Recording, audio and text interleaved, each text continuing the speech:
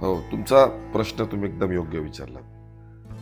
माझं विजन या कोपरगाव शहराची असलेली बाजारपेठ.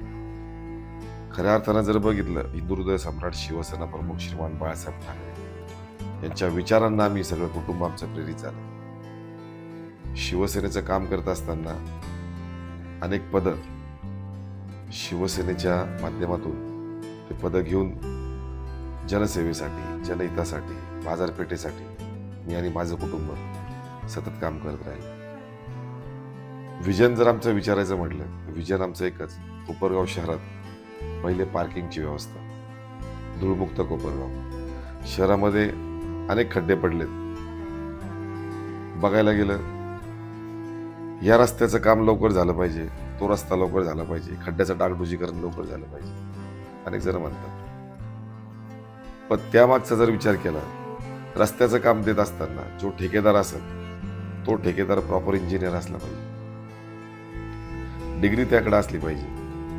कोणी उठसूट उठतं, काम घेतं, निकृष्ट दर्जाचं काम होतं आणि त्यातून कोपरगाव शहराचं वाटोळ होत चाललंय. रस्ते जर व्यवस्थित असले, खड्डे जर त्यात लवकर पडले नाही, धूळमुक्त जर कोपरगाव शहर असलं तर निश्चितच आपली बाजारपेठ उत्कृष्ट, चांगल्या दर्जाची आणि प्रत्येक व्यापाऱ्याचं पोट त्या ठिकाणी होऊ शकतं.